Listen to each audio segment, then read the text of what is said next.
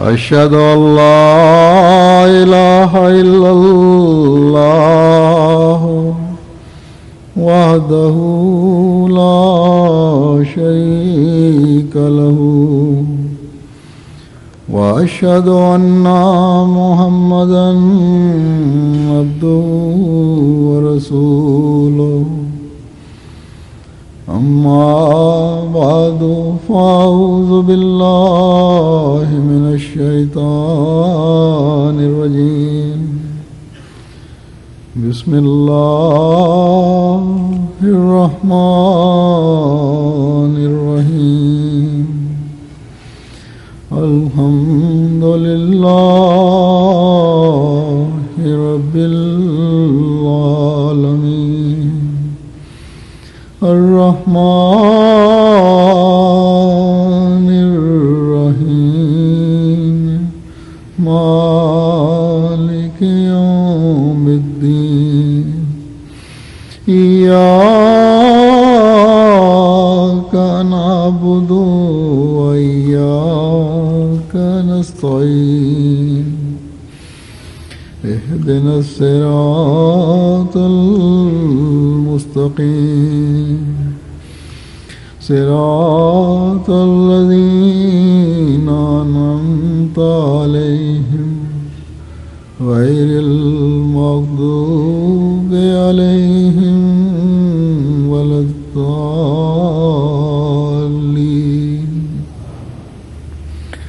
وفي قلوبهم مرض أم ارتابوا أم يخافون أن يحيف الله عليهم ورسوله بل أولئك هم الظالمون۔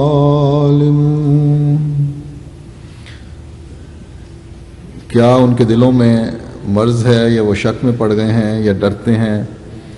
کہ اللہ ان پر ظلم کرے گا اور اس کا رسول بھی، بلکہ یہی ہیں جو ظالم ہیں۔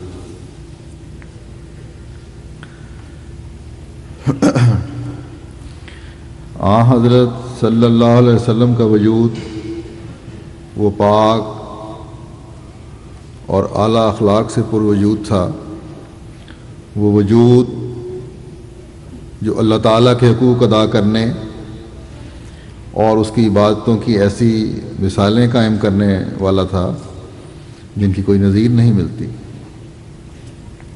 اور اس کے ساتھ اللہ کے بندوں کے حقوق کی ادائیگی بھی وہ اعلیٰ مثالیں اس وجود نے اس وجود نے رقم کی جو تاریخ عالم میں ڈھونڈے سے نہیں ملتی۔ جس نے اپنی ذات پر ظلم کیے لیکن لوگوں کے حق ادا کیے، جو اس غم میں ہلکان ہونے والی ذات تھی کہ خدا کے بندے اپنے خدا کے حق کو پہچانیں اور اپنے ظلم کی وجہ سے خدا کی پکڑ کے نیچے نہ آ جائیں، یہاں تک کہ آپ کی اس حالت کو دیکھتے ہوئے اللہ تعالیٰ کو بھی یہ کہنا پڑا کہ فلا اللہ کا باقی النفس کا علی آثارہم، یعنی بس کیا تو شدت غم کی وجہ سے ان کے پیچھے اپنی جان کو ہلاک کر دے گا؟ تو ایسا وجود جو اس حد تک خدا کی مخلوق سے ہمدردی رکھتا ہو، اس کی فکر، اس مخلوق کی فکر اس کے دل میں ہر وقت ہو، یہ فکر ہو ہر وقت کہ لوگ اپنے برے اعمال سے کہیں ہلاک نہ ہو جائیں، ایسے وجود کے بارے میں کس طرح کہا جا سکتا ہے کہ یہ دل کسی پر ظلم کر سکتا ہے؟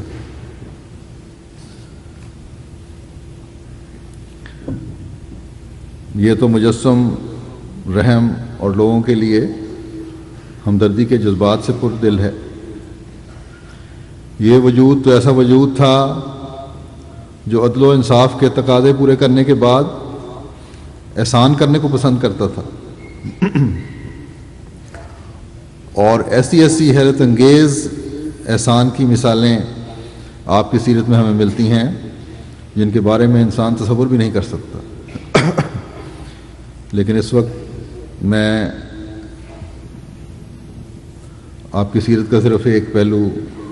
لے رہا ہوں جس میں آپ کے عدل و انصاف کی کچھ جھلکیاں نظر آئیں گی۔ وہ چند مثالیں ہیں، لے رہا ہوں بہت ساری مثالوں میں سے، جس سے آپ کی سیرت کے اس پہلو پر روشنی پڑتی ہے کہ کس طرح آپ نے اپنے عمل سے زندگی کے ہر پہلو اور انسانی تعلقات کی ہر سطح پر یہ تقاضے پورے کیے، اور یہ ثابت کر کے دکھایا کہ عدل و انصاف کے اگر اعلیٰ معیار دیکھنے ہوں تو اس نبیوں کے سردار میں دیکھو صلی اللہ علیہ وسلم، اور پھر اپنے ماننے والوں کو بھی ہر سطح پر یہ تلقین فرمائی کہ اگر میری صحیح پیروی کرنے والے ہو تو تم بھی اس انصاف کی وہی تقاضے پورے کرو جن کی مثالیں میں تمہارے سامنے قائم کر رہا ہوں۔ آپ کے کسی عمل سے بھی کبھی کوئی یہ نہیں کہہ سکتا کہ آپ نے انصاف کے تقاضے پورے نہیں کیے۔ آپ پر جو شریعت خدا تعالیٰ نے اتاری وہ تو انصاف کے تقاضے پورے کرنے والی تھی ہی، اللہ تعالیٰ کی جو تعلیم تھی، جس کے میں سے چند ایک کا میں ذکر بھی کروں گا، بلکہ ایک دو کا ہی صرف وقت کے رعایت سے۔ لیکن اس سے پہلے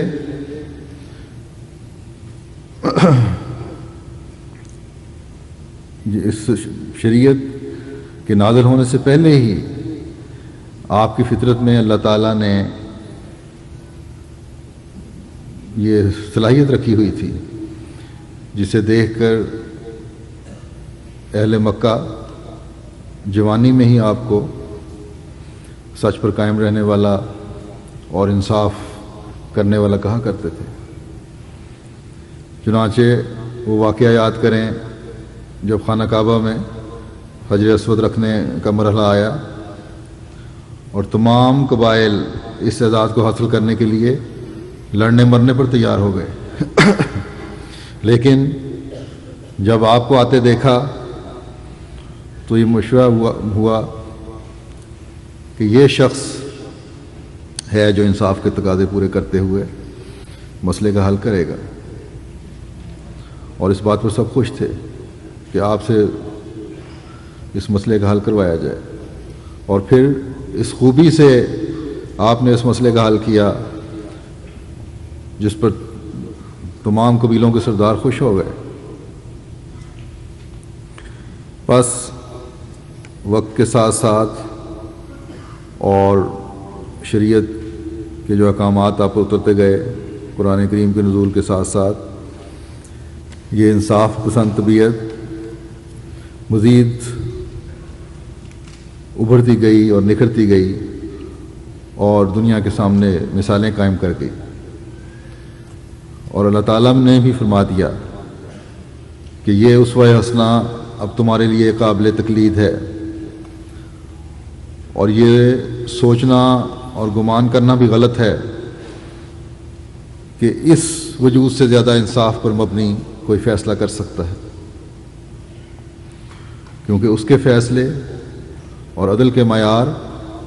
اب خدا تعالیٰ کی رہنمائی کے مطابق ہیں۔ یہ نبی اب اس طرح انصاف کے تقاضے پورے کرتا ہے جس طرح خدا چاہتا ہے۔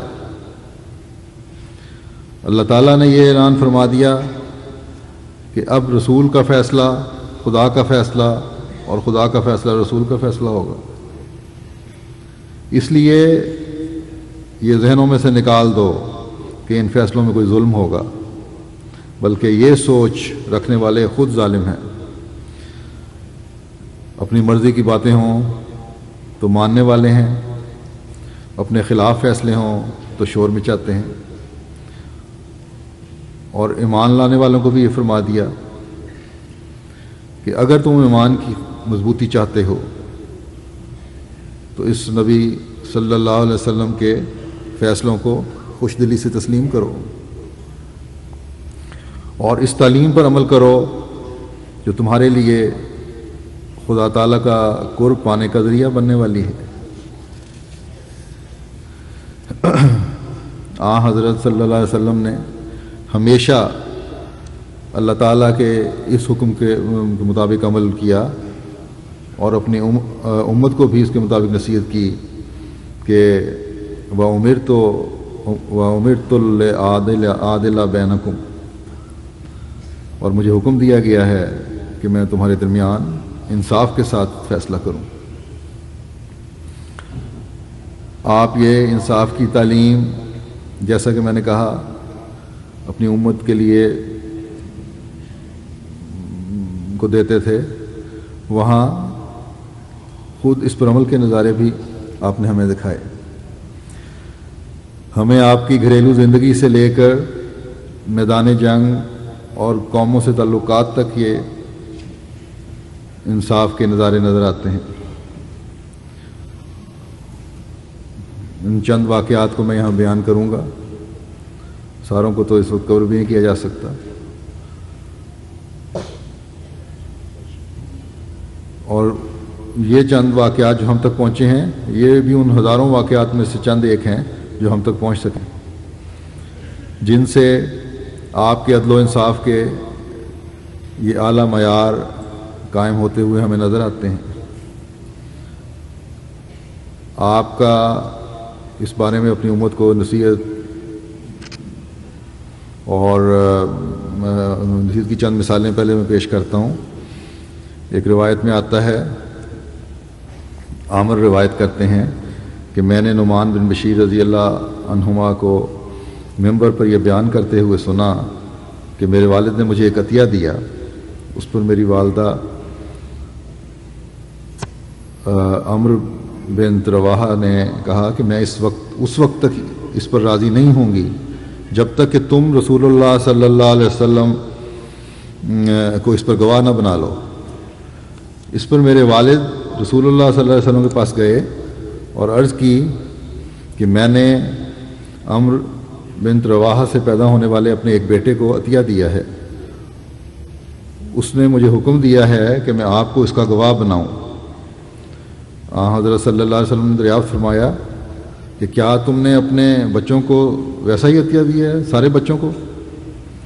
انہوں نے کہا نہیں۔ اس پر حضرت صلی اللہ علیہ وسلم نے فرمایا فاتقوا اللہ وعدلوا بین اولادکم، یعنی اللہ کا تقوی اختیار کرو اور اپنی اولاد سے مساوی سلوک کرو۔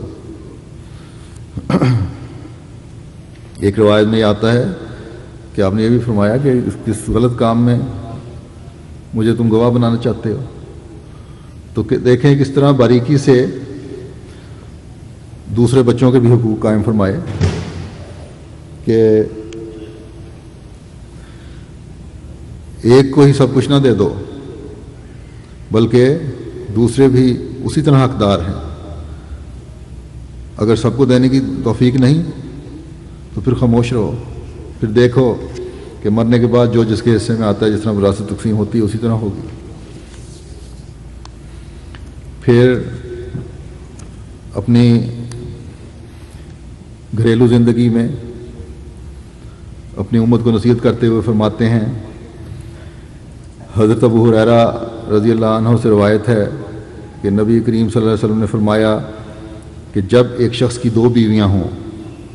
اور وہ ان کے درمیان عدل نہ کرے تو وہ قیامت کے دن اس حال میں آئے گا کہ اس کا ایک پہلو جھکا ہوا ہوگا، یعنی یہ ظاہر کرتا ہوگا کہ یہ انصاف پسند نہیں ہے، اور جو بھی انصاف نہ کرنے والوں کی سزا ہو وہ اس کو مل سکتی ہے۔ جب اللہ تعالیٰ کے فضل مانگنے ہیں تو انصاف کے تقاضے بھی پورے کرو۔ جو خاوند بیویوں کے پورے حقوق ادا نہیں کرتے وہ بھی بے انصافی کے زمرے میں آئے ہوتے ہیں، چاہے وہ ایک بیوی ہے۔ حضرت مسیح موعود علیہ الصلوۃ والسلام نے فرمایا ہے کہ جو مرد ایک سے زیادہ شادیاں کرتے ہیں اور پھر انصاف نہیں کرتے اور اپنی ذمہ داریاں نہیں نبھاتے، اگر ان کو پتہ لگ جائے کہ بیوی کے حقوق نہ ادا نہ کرنے سے اللہ تعالیٰ نہ کرنے سے کتنا بڑا گناہ ہوتا ہے اور اللہ تعالیٰ کیا سلوک فرمائے گا اور کس قدر اس گناہ کی سزا ہے، تو آپ نے فرمایا کہ شاید مرد شاید خوف سے ایک شادی بھی نہ کریں کہ ہمیں کہیں حق نہ ادا کر کے سزا نہ مل جائے۔ بس یہ بیویاں کرنے کی اسلام نے اجازت نہیں صرف دی بلکہ انصاف کے تقاضوں کو سب سے اہم رکھا ہے۔ پھر معاشرے میں دیکھنے میں آیا ہے، خاص طور پر ہمارے ملکوں کے معاشرے میں، کہ اگر کوئی بڑا آدمی غلطی کر دے تو اس کو کسی نہ کسی طرح معاف کروانے کی کوشش کی جاتی ہے، اس کی غلطی کی پردہ پوشی کرنے کی کوشش کی جاتی ہے، اور بلکہ بڑے آدمیوں سے تعلق رکھنے والے جو لوگ ہیں ان کی غلطیوں کو بھی چھپانے کی کوشش کی جاتی ہے،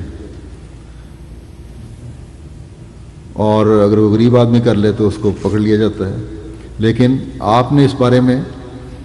ہمیں کیا مثال قائم کی؟ ایک دفعہ یہ روایت ہے حضرت ام المومنین حضرت عائشہ سے عنہا سے کہ قریش کے سامنے مخزوم قبیلے کی ایک عورت کی چوری کا معاملہ پیش ہوا۔ انہوں نے کہا کہ رسول اللہ صلی اللہ علیہ وسلم کے پاس کون اس کی سفارش کرے گا؟ پھر خود ہی کہنے لگے کہ یہ کام رسول اللہ کے پیارے اسامہ بن زید ہی کر سکتے ہیں۔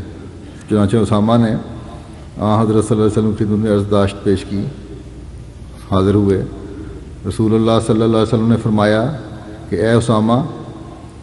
کیا آپ حدود اللہ کے بارے میں سفارش کر رہے ہیں؟ پھر حضور صلی اللہ علیہ وسلم کھڑے ہوئے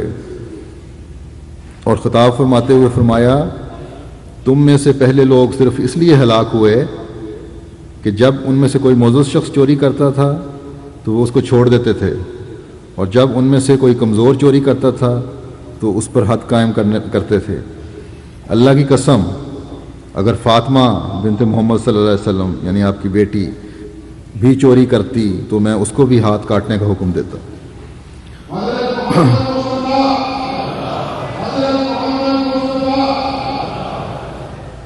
تو یہ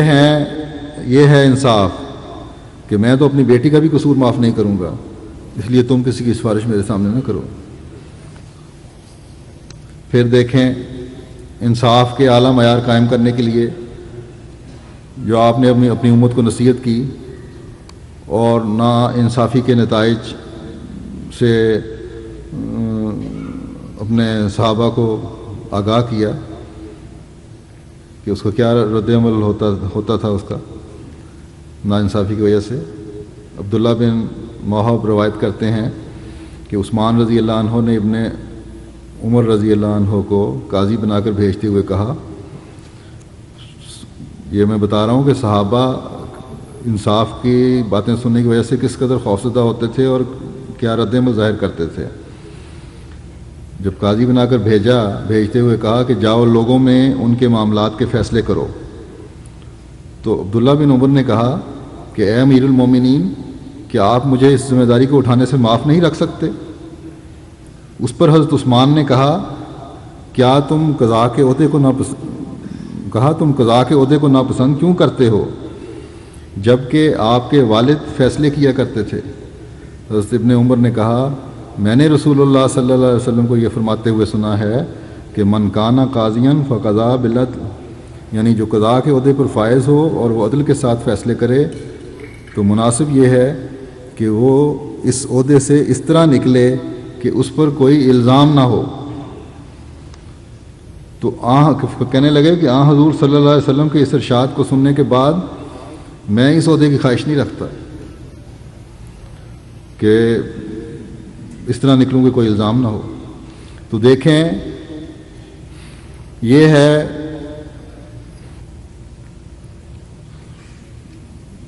ہمارے عہدیداروں اور قضاء کے فیصلے کرنے والوں کے لیے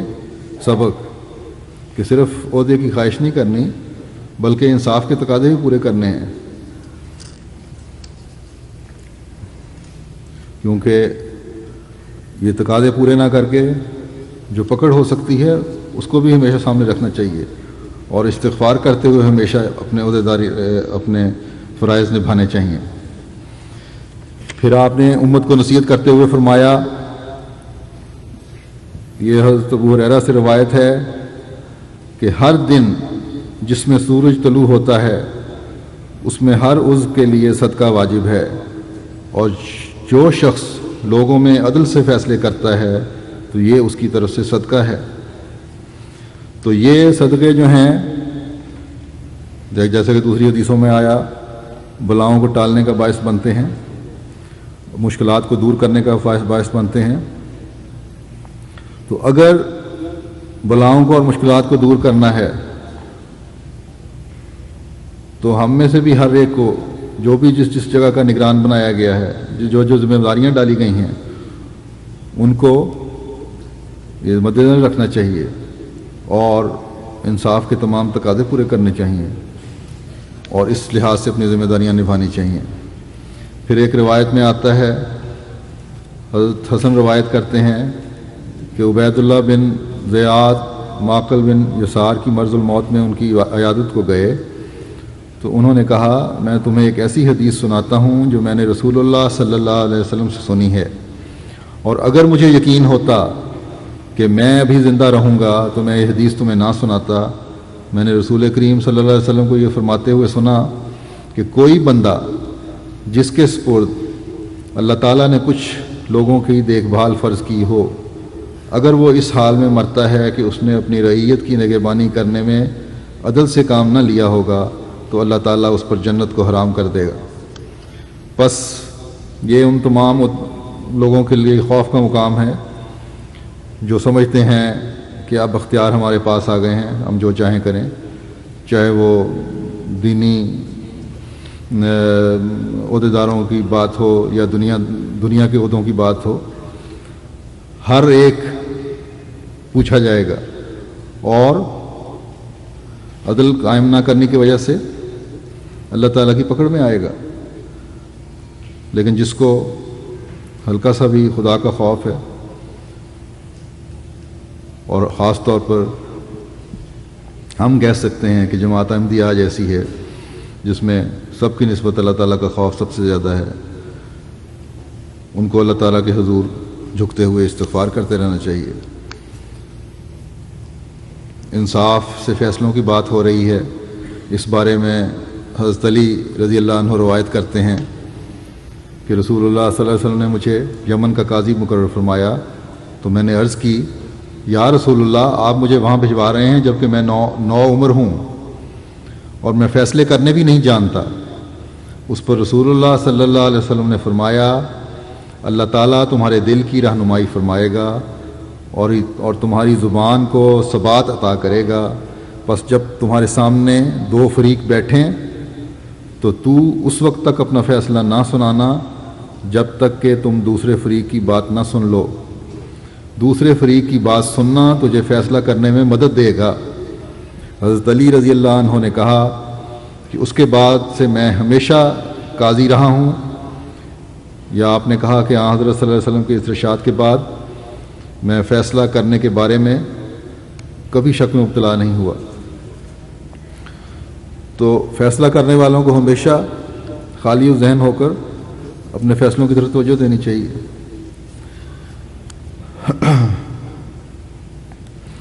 اور یہ آپ کی ٹریننگ آپ صلی اللہ علیہ وسلم کی اور انصاف پر زور دینے کا ہی اثر تھا کہ آپ کے صحابہ بھی اس رنگ میں رنگین تھے اور انصاف کے تقاضے پورے کرنے کی کوشش کرتے تھے، اور یہ تعلیم آگے پھیلاتے تھے تاکہ ہمیشہ انصاف کی فضا قائم رہے۔ عبد الرحمن بن ابی بکرہ روایت کرتے ہیں کہ مجھے میرے والد ابو بکر نے لکھا اور میں نے ان کو لکھا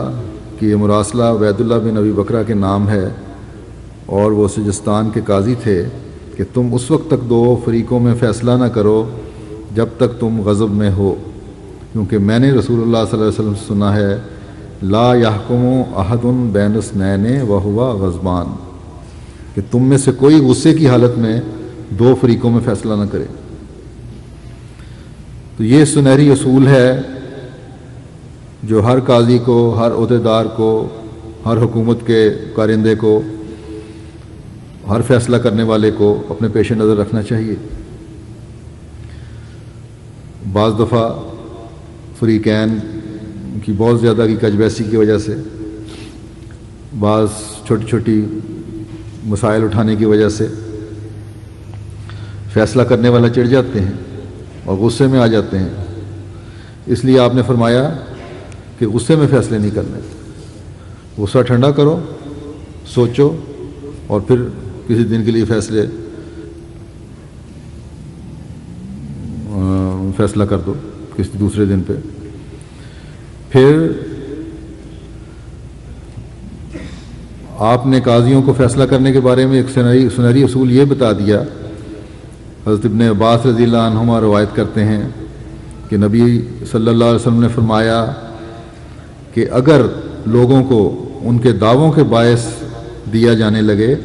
تو کئی افراد کے خون اور ان کے اموال کا دعویٰ کرنے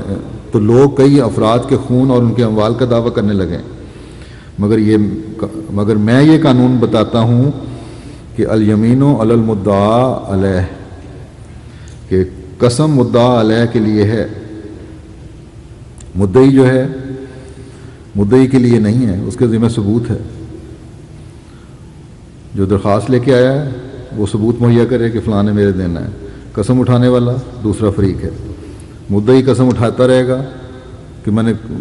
قسم اٹھاتا ہوں کہ فلاں میرا قاتل ہے، فلاں میرا چور ہے، فلاں میرا مال غصب کرنے والا ہے، تو پھر تو فیصلے ایسے ہوتے رہیں گے جو ظلم پہ چلتے رہیں گے۔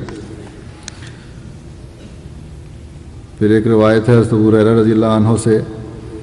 انہوں نے رسول اللہ صلی اللہ علیہ وسلم کو یہ فرماتے ہوئے سنا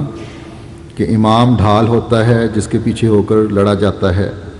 اور جس کی مدد سے اپنے آپ کو دشمن کے وار سے بچایا جاتا ہے، پس اگر وہ اللہ کا تقوی اختیار کرنے کا حکم دے اور عدل سے کام لے تو اسے اس کے اس عمل کا اجر ملے گا، اور اگر وہ اس کے الٹ کرے گا تو اس کے ایسا کرنے پر اس کو گرفت ہوگی۔ پس جہاں یہ امام کے لیے ہے وہاں امام کے مقرر کردہ سارے عہدیداران کے لیے بھی ہے، وہ بھی اپنے فرائض انصاف کے ساتھ ادا نہ کر کے پکڑ میں آ سکتے ہیں۔ حضرت صلی اللہ علیہ وسلم نے اپنی امت کو انصاف کے تقاضے پورے کرنے کی جو نصیحت فرمائی اس کی چند جھلکیاں میں نے دکھائی ہیں، اور جیسا کہ میں نے کہا تھا کہ آپ صرف اپنے ماننے والوں کو، اپنی امت کو ہی نصیحت نہیں کرتے رہے، بلکہ عمل سے بھی یہ کر کے دکھا دیا کہ ہر معاملے میں عدل و انصاف کے تقاضے پورے کرنے ہیں، اور آپ کی زندگی کے ہر پہلو میں ہمیں یہ مثالیں نظر آتی ہیں۔ اس میں گھریلو معاملات سے لے کر قومی معاملات تک سب شامل ہیں۔ اس کی بھی چند مثالیں میں پیش کرتا ہوں۔ جیسا کہ میں نے ذکر کیا تھا کہ آپ نے اپنی امت کو نصیحت کرتے ہوئے فرمایا تھا کہ اگر اپنی بیویوں سے انصاف نہیں کرو گے تو اللہ تعالیٰ کے حضور ایسی حالت میں جاؤ گے جو ایک پہلو جھکا ہوگا۔ تو اس بارے میں آپ کی اپنی مثال کیا تھی؟ اس انصاف کی کہانی آپ کی اپنی ازواج کی زبانی ہی ہم تک پہنچی ہیں۔ یہ نہیں کہ آپ نے فرمایا کہ میں انصاف کرتا ہوں، بلکہ آپ کے عمل سے ثابت ہے، اور دوسرے یہ گواہی دے رہے ہیں کہ آپ انصاف کرتے تھے، اور اس کی گواہی آپ کی بیویوں نے دی ہے۔ ہشام بن عروہ اپنے والد سے بیان کرتے ہیں کہ ام المومنین حضرت عائشہ رضی اللہ عنہا نے انہیں مخاطب کر کے فرمایا، اے بھانجے، باریاں مقرر کرنے کے لحاظ سے رسول اللہ صلی اللہ علیہ وسلم ہم ازواج میں سے کسی کو دوسری پر فضیلت نہ دیتے تھے، حضور قریباً ہر روز ہم میں سے ہر ایک کے پاس چکر لگاتے اور ہر ایک بیوی کے پاس کچھ وقت گزارتے، یہاں تک کہ آپ اس بیوی کے پاس چلے جاتے جس کے ہاں اس دن باری ہوتی تھی، پھر اس کے بعد پاس آپ رات گزارتے جہاں باری ہوتی۔ آپ پر بہت سارے مغرب نے الزام لگائے ہیں بیویوں کے بارے میں، لیکن ان انصاف کے تقاضوں کو جو آپ پورے کیا کرتے تھے وہ کبھی کسی نے نہیں دیکھے۔ حضرت عائشہ جو آپ کی چہیتی بیوی تھیں اور اس مقام کی ایک وجہ آپ صلی اللہ علیہ وسلم نے یہ فرمائی تھی کہ حضرت عائشہ کے حجرے میں آپ پر سب سے زیادہ وحی نازل ہوئی ہے۔ آپ ہی یہ گواہی دے رہی ہیں کہ انصاف کے تقاضے پورے کرتے تھے، اور نہ صرف یہ پورے کرتے تھے بلکہ دعا بھی کیا کرتے تھے، جس کا روایت میں یوں ذکر آتا ہے کہ حضرت صلی اللہ علیہ وسلم اپنی ازواج میں باری مقرر کرتے وقت عدل و انصاف سے کام لیتے تھے اور دعا فرماتے کہ اے اللہ، جن امور پر میں قدرت رکھتا ہوں ان میں میری یہ تقسیم ہے، اور جن امور پر تیری قدرت ہے اور میری نہیں ان کے بارے میں مجھے ملامت نہ کرنا۔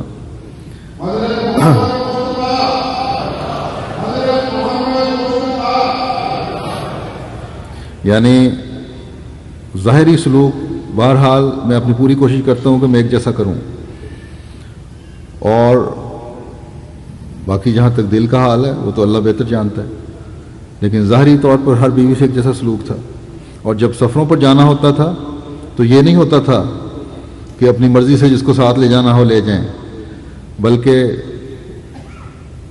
قرعہ ڈالتے تھے تاکہ کسی سے بھی کوئی بے انصافی نہ ہو۔ ابن شہاب روایت کرتے ہیں کہ حضرت زبیر رضی اللہ عنہ کے بیٹے عروہ نے ان کو بتایا کہ ام المومنین حضرت عائشہ رضی اللہ عنہا نے یہ بتایا کہ رسول اللہ صلی اللہ علیہ وسلم جب سفر کا ارادہ فرماتے تو اپنی ازواج کے درمیان قرعہ ڈالتے، جس کے حق میں قرعہ نکلتا تھا اس بیوی کو آپ اپنے ساتھ رکھتے، اور آپ اپنی ہر بیوی کے لیے دن اور رات کی باری مقرر فرماتے، سوائے حضرت سودا کے بنت زما کے جنہوں نے اپنا باری حضرت عائشہ کے کو ہبہ کر دی تھی، بڑی عمر کی وجہ سے انہوں نے خود ہی اپنا حق چھوڑ دیا تھا۔ آپ نے کبھی بے انصافی نہیں کی کسی بیوی کے ساتھ۔ پھر حضرت انس روایت کرتے ہیں کہ حضور صلی اللہ علیہ وسلم اپنی کسی بیوی کے پاس تھے کہ امہات المومنین میں سے کسی اور بیوی نے ایک برتن میں کھانا تحفتاً بھیجا، تو اس بیوی نے جس کے ہاں حضور صلی اللہ علیہ وسلم کی باری تھی خادم کے ہاتھ پر ہاتھ مارا۔ عورتوں میں جیلسی تو ہوتی ہے کہ جب میرے ہاں باری ہے تو میں کھانا کھلاؤں گی، دوسری جگہ سے کھانا کیوں آیا، جس پر وہ برتن گر کر ٹوٹ گیا۔ نبی کریم صلی اللہ علیہ وسلم نے اس کے ٹکڑے اکٹھے کیے، پھر اس میں وہ کھانا اکٹھا کر کے ڈالنے کے لگے، اور آپ یہ فرماتے جاتے تھے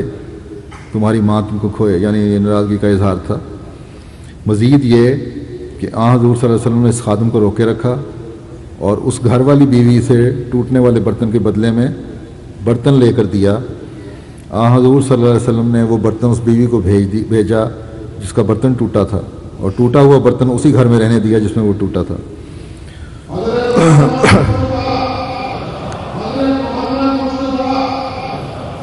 تو یہ تھیں باتیں کہ چھوٹی سی چھوٹی بات میں بھی آپ کو یہ برداشت نہیں تھا کہ بے انصافی ہو۔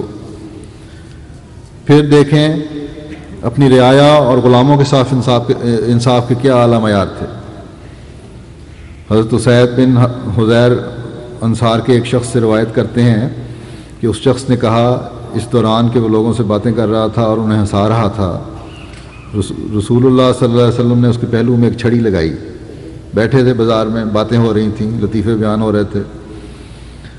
کسی بات پر یا زیادہ کوئی ایسا مذاق کر دیا ہوگا جس کو اچھا نہیں لگا ہم کو، یا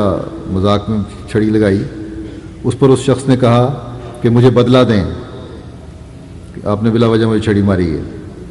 اس پر رسول اللہ صلی اللہ علیہ وسلم نے فرمایا تم بدلہ لے لو۔ اس شخص نے کہا کہ آپ نے تو قمیض پہن رکھی ہے، اور جب آپ نے مجھے چھڑی لگائی تھی تو میں نے قمیض نہیں پہنی ہوئی تھی۔ اس پر نبی کریم صلی اللہ علیہ وسلم نے اپنی قمیض اٹھا دی۔ اس پر وہ شخص رسول اللہ صلی اللہ علیہ وسلم سے چمٹ گیا اور آپ کے جسم کو بوسے دینے لگا۔ اور کہا یا رسول اللہ میں تو صرف آپ کے جسد اثر کو چومنا چاہتا تھا، یعنی بدلہ لینے کا تو ایک بہانہ تھا، تو یہ تھا آپ کا عمل، آپ کو نہیں پتا تھا کہ اس نے کیا کرنا ہے، مگر بے دھڑک آپ نے اپنا جسم ننگا کر دیا اور سامنے پیش کر دیا۔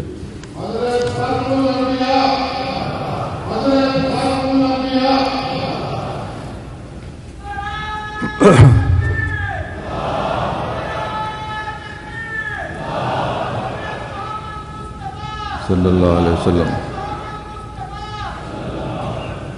پھر دیکھیں ایک خادم کو تکلیف پہنچنے پر انصاف کے تقاضے پورے کرنے کے لیے فوری طور پر اپنے لیے ایک سزا مقرر کر لی۔ دراصل تو یہ سزا نہیں بلکہ اس فطر جو آپ کی پاک فطر تھی اس کا تقاضا تھا کہ ذرا سی تکلیف کسی کو پہنچائی ہے تو اس کا بدلہ دیا جائے، اور بدلہ بھی احسان کے رنگ میں۔ حضرت عبداللہ بن ابو بکر رضی اللہ عنہما ایک عربی شخص سے روایت کرتے ہیں، جنگ حنین کے روز میں اچانک رسول اللہ صلی اللہ علیہ وسلم پاس آیا اور میری وجہ سے آپ کا رستہ تنگ ہو گیا۔ اس وقت میں نے ایک موٹے چمڑے کا جوتا پہنا ہوا تھا، میرا پاؤں رسول اللہ صلی اللہ علیہ وسلم کے پائے مبارک پر آ گیا، تو آپ نے اپنے کوڑے کے ساتھ جو آپ نے پکڑا ہوا تھا ہاتھ میں مجھے جلدی سے پیچھے ہٹایا اور کہا بسم اللہ، تم نے مجھے تکلیف پہنچائی۔ راوی کہتے ہیں کہ میں نے وہ رات اپنے آپ کو ملامت کرتے ہوئے گزاری، میں اپنے دل میں بار بار یہ سوچتا تھا کہ میں نے رسول اللہ صلی اللہ علیہ وسلم کو تکلیف دی۔ یہاں یہ حال ہے جس کو تکلیف پہنچی ایک خادم کو، وہ ساری رات جاگ رہا ہے کہ میں نے حضرت صلی اللہ علیہ وسلم کو تکلیف پہنچائی، اور دوسری طرف کیا حال ہے، جب صبح ہوئی تو کہتے ہیں کہ ایک شخص یہ کہتے پھر رہا تھا کہ فلاں آدمی کہاں ہے، چنانچہ میں ڈرتے ڈرتے چل پڑا اور حضرت صلی اللہ علیہ وسلم کی خدمت میں حاضر ہوا۔ رسول اللہ صلی اللہ علیہ وسلم نے مجھے مخاطب کر کے فرمایا تم نے کل اپنی جوتی میرے پاؤں کو لتاڑ ہی دیا تھا، جوتی سے میرا پاؤں لتاڑ ہی دیا تھا اور تم نے مجھے تکلیف پہنچائی تھی، اور میں نے تم کو کوڑے کے ساتھ اپنے پاؤں سے پیچھے کیا تھا۔ اس پر وہ بات سن کے اور بھی زیادہ پریشان ہو گئے کہ اب تو سزا ملی کہ ملی، لیکن کیا سزا ملی یہ دیکھیں کیا اعلیٰ مثال ہے۔ فرمایا کہ یہ 80 دمبیاں ہیں، یہ بھیڑیں ہیں، تم لے لو، اس تکلیف کے بدلے میں جو میرا کوڑا لگنے کے باعث تمہیں ہوئی۔ کیا کوئی دنیا دار بادشاہ، کیا کوئی عام افسر بھی یہ انصاف کر سکتا ہے؟ اس کا عشر اشیر بھی بلکہ ہزارواں لاکھواں حصہ بھی۔ یہ مثالیں ہمیں صرف حضرت صلی اللہ علیہ وسلم کی زندگی میں نظر آتی ہیں۔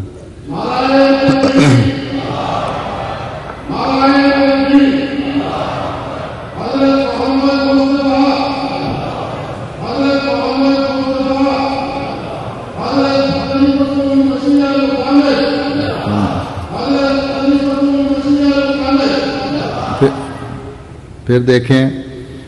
ایک دوسرے مذہب کے آدمی کے ساتھ ایک مسلمان کی لڑائی ہو جاتی ہے اور فیصلے کے لیے آپ کی خدمت میں حاضر ہوتے ہیں، وہ شکایت لے کے آپ کی خدمت میں آتا ہے دوسرا جو مسلمان نہیں ہے،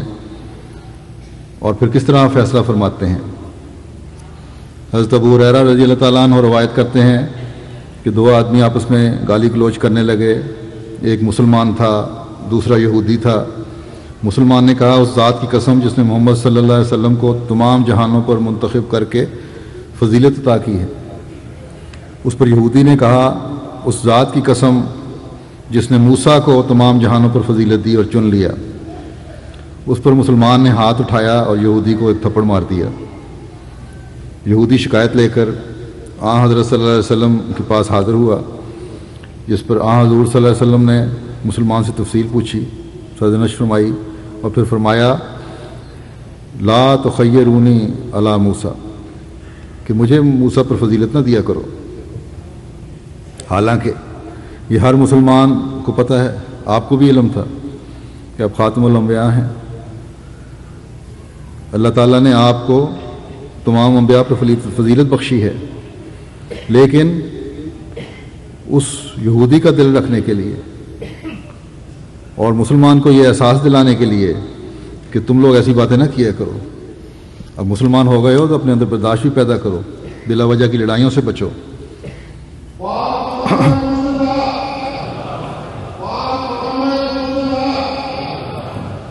اور یہ سختی جو تم نے کی ہے غلط کی ہے۔ تو آپ نے یہ فرمایا کہ آج تم نے کام کر کے بڑی غلطی کی ہے اور آئندہ یہ نہیں ہونا چاہیے۔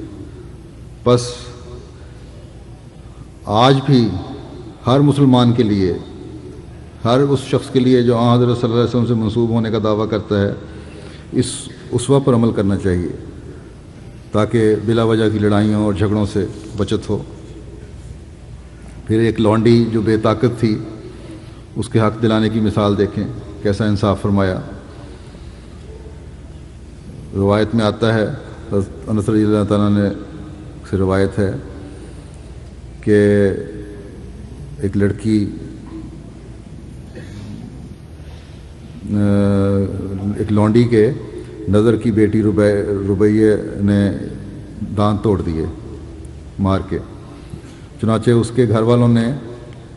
دیت کا مطالبہ کیا اور دوسری طرف والوں نے معاف کرنے کی درخواست کی، مگر انہوں نے انکار کر دیا۔ پھر وہ اپنا معاملہ لے کر نبی کریم صلی اللہ علیہ وسلم کی خدمت میں حاضر ہوئے تو رسول اللہ صلی اللہ علیہ وسلم نے ان کو بدلہ لینے کا حکم دیا۔ چنانچہ انس بن نضر نے کہا، یا رسول اللہ، کیا ربیہ کے سامنے والے دانت توڑے جائیں گے؟ ہرگز نہیں، اس ذات کی قسم جس نے آپ کو حق کے ساتھ مبعوث فرمایا ہے، اس کے سامنے والے دانت نہیں توڑے جائیں گے۔ یہ سن کر رسول اللہ صلی اللہ علیہ وسلم نے فرمایا، اے انس، اللہ تعالیٰ کا ایسے معاملہ میں بدلہ لینے کا فیصلہ ہے۔ بعد میں یہ بدلہ کا مطالبہ کرنے والے لوگوں نے معاف کرنے پر راضی ہو گئے اور معاف کر دیا۔ اور اس کو دیکھ کر حضرت صلی اللہ علیہ وسلم نے فرمایا کہ اللہ کے بعض بندے ایسے بھی ہوتے ہیں جو اللہ کی قسم اٹھا کر کچھ کہہ دیں تو اللہ تعالیٰ ان کو پورا کر دیتا ہے۔ یعنی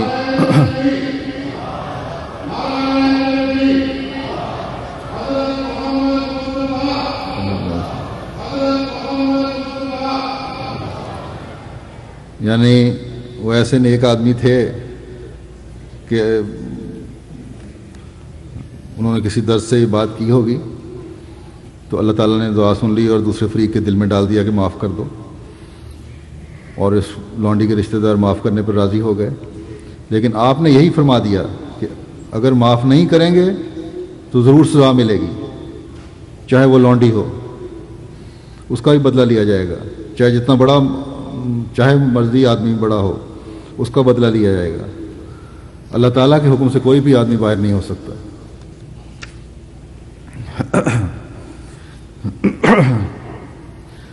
اللہ تعالیٰ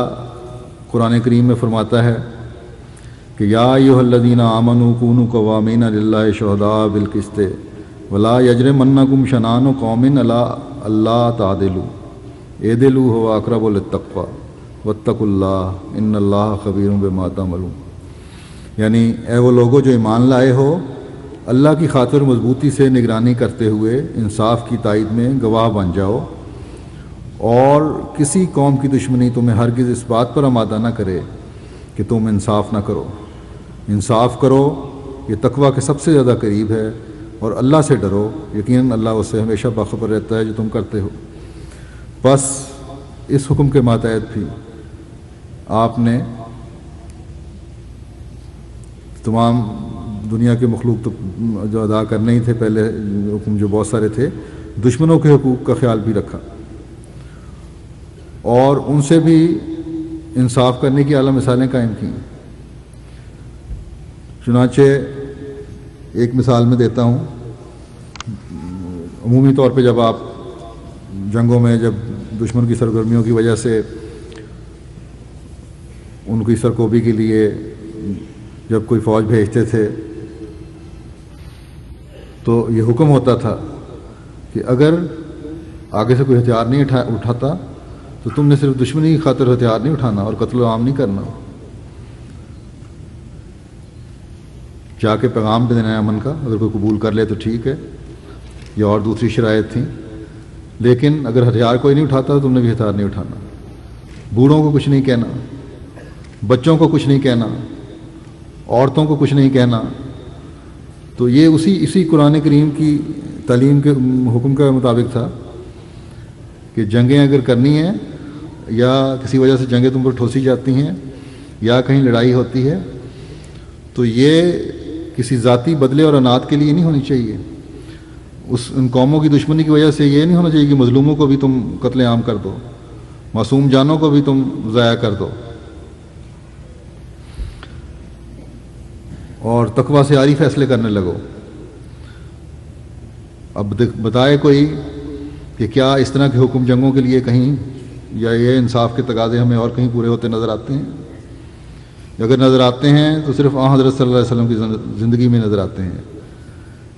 یہ انسانیت کے احترام میں انصاف کے نظارے ہمیں صرف حضرت صلی اللہ علیہ وسلم کی زندگی میں نظر آتے ہیں، آپ کی پاک سیرت میں نظر آتے ہیں. آج ان لوگوں کو بھی جائزہ لینا چاہیے جو آپ کے نام سے منسوب ہو کر خود کچھ حملے کر رہے ہوتے ہیں، معصوم جانوں کو قتل کر رہے ہوتے ہیں.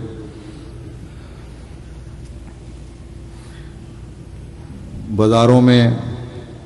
سڑکوں پر خون بکھیر رہے ہوتے ہیں تو اور پھر اپنے آپ کو منسوب بھی حضرت صلی اللہ علیہ وسلم کیسے کرتے ہیں. تو یہ تو آپ کی تعلیم نہیں تھی، یہ تو آپ کا اسوہ نہیں تھا.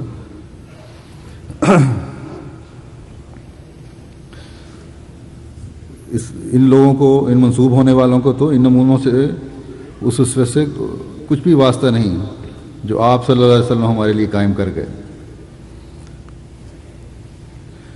بس اگر کسی نے اپنے آپ کو حضرت صلی اللہ علیہ وسلم کی طرف منسوب کرنا ہے، آپ کی امت کہلانا ہے، تو آپ کے اسوہ حسنہ پر بھی چل کے دکھانا ہوگا. پھر آپ کا یہ طرز عمل جو تھا ان اعتراض کرنے والوں کا بھی منہ بند کرنے کے لیے کافی ہے جو آپ پر اعتراض تو کرتے ہیں لیکن ہستی بستی وادیوں پر خود کلسٹر بموں کی بارشیں برسا رہے ہوتے ہیں.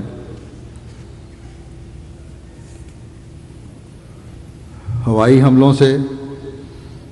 بموں کی ایسی چادر بچھاتے ہیں جن سے مجبور، بوڑھے، بیمار، بچے سب کا قتل عام ہو رہا ہوتا ہے. عورتیں اور معصوم بچے قتل ہو رہے ہوتے ہیں. پھر وہ خوفناک نظر بھی سامنے رکھنی چاہیے جب ایٹم بم چلے اور جس کے اثرات اب تک قائم ہیں. یہ انصاف کے تقاضے نہیں ہیں جو جنگوں میں کیے جاتے ہیں. آپ نے فرمایا کہ جنگ کرو اس سے جو تم سے جنگ کرتا ہے، جو نہیں کرتا اس کو ہاتھ بھی نہیں لگانا، اور بچوں اور معصوموں اور عورتوں کو تو بالکل بھی نہیں چھیڑنا. تو یہ ہے تعلیم اور یہ ہے اسوہ جو حضرت صلی اللہ علیہ وسلم ہمارے لیے قائم کر گئے.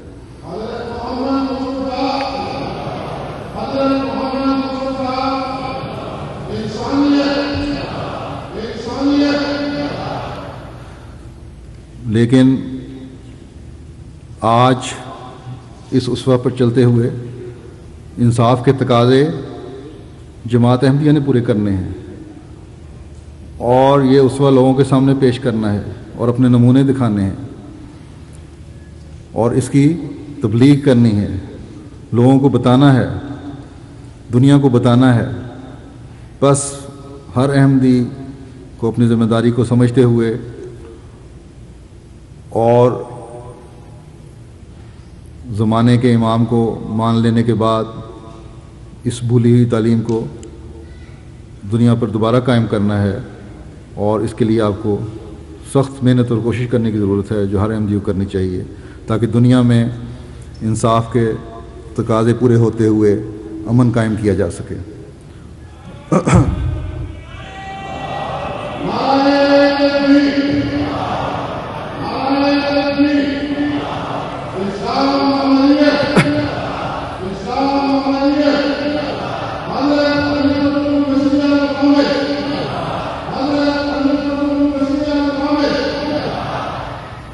اب میں حضرت اقدس مسیح موعود علیہ الصلوۃ والسلام کے چند اقتباس پیش کرتا ہوں۔ آپ فرماتے ہیں خدا تعالیٰ نے ہمارے نبی صلی اللہ علیہ وسلم کے سوانے کو دو حصوں پر منقسم کر دیا، ایک حصہ دکھوں اور مصیبتوں اور تکلیفوں کا اور دوسرا حصہ فتح یابی کا، تا مصیبتوں کے وقت میں وہ خلق ظاہر ہو جو مصیبتوں کے وقت ظاہر ہوا کرتے ہیں، اور فتح اور اقتدار کے وقت میں وہ خلق ثابت ہو جو بغیر اقتدار کے ثابت نہیں ہوتے۔ سو ایسا ہی حضرت صلی اللہ علیہ وسلم کے دونوں قسم کے اخلاق دونوں زمانوں اور دونوں حالتوں کے وارد ہونے سے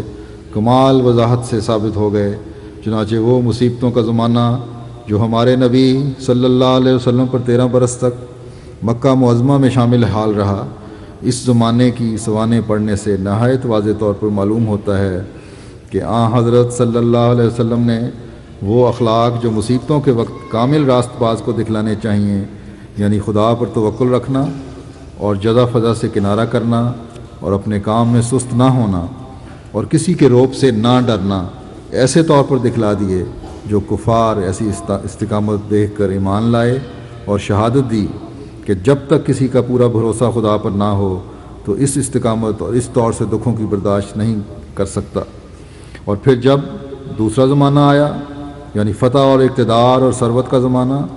تو اس زمانے میں بھی حضرت صلی اللہ علیہ وسلم کے اخلاق عفو اور سخاوت اور شجاعت کے ایسے کمال کے ساتھ صادر ہوئے جو ایک گروہ کثیر کفار کا انہی اخلاق کو دیکھ کر ایمان لایا۔ دکھ دینے والوں کو بخشا اور شہر سے نکالنے والوں کو امن دیا، ان کے محتاجوں کو مال سے مالا مال کر دیا اور قابو پا کر اپنے بڑے بڑے دشمنوں کو بخش دیا۔ چنانچہ بہت سے لوگوں نے آپ کے اخلاق دیکھ کر گواہی دی کہ جب تک خدا کی طرف سے اور حقیقتاً راست باز نہ ہو یہ اخلاق ہرگز دکھلا نہیں سکتا۔ یہی وجہ ہے کہ آپ کے دشمنوں کے پرانے کینے یکلخت دور ہو گئے۔ آپ کا بڑا بھاری خلق جس کو آپ نے ثابت کر کے دکھلا دیا وہ خلق تھا جو قرآن شریف میں ذکر کر کے فرمایا گیا، اور وہ یہ ہے کل انا صلاتی و نسکی و ماحیائی و مماتی للہ رب العالمین، یعنی ان کو کہہ دے کہ میری عبادت اور میری قربانی اور میرا مرنا اور میرا جینا خدا کی راہ میں ہے، یعنی اس کا جلال ظاہر کرنے کے لیے اور نیز اس کے بندوں کے آرام دینے کے لیے، تا میرے مرنے سے ان کو زندگی حاصل ہو۔ پھر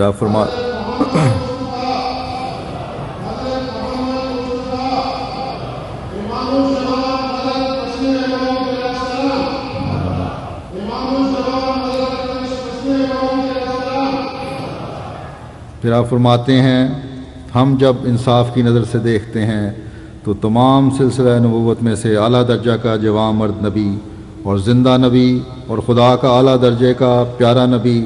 صرف ایک مرد کو جانتے ہیں، یعنی وہی نبیوں کا سردار،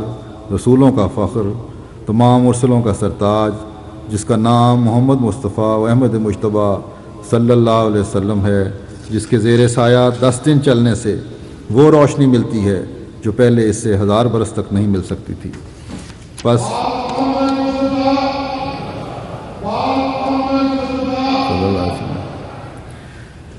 آپ جو آج مسیح موعود علیہ السلام کو مان کر، اس زمانے کے امام کو مان کر یہ دعویٰ کرتے ہیں کہ ہم سب سے زیادہ حضرت محمد مصطفیٰ صلی اللہ علیہ وسلم سے پیار کرنے والے اور آپ کی تعلیم پر عمل کرنے والے ہیں، آپ کو اس اسوہ پر چلتے ہوئے جیسا کہ انہوں نے فرمایا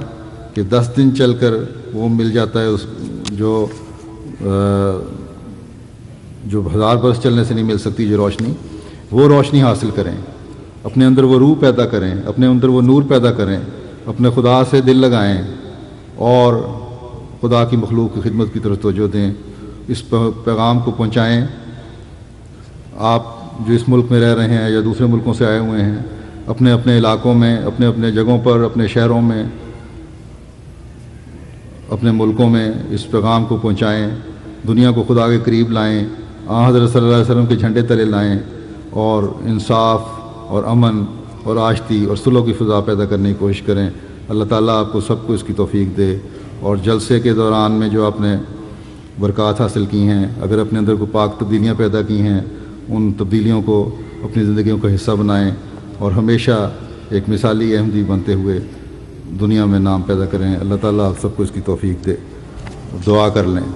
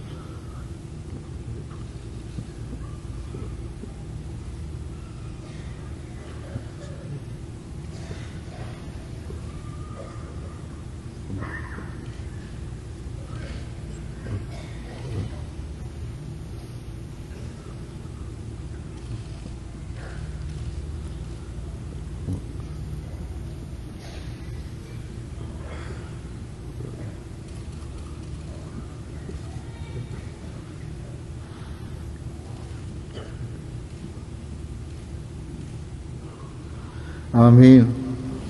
السلام علیکم ورحمۃ اللہ وبرکاتہ.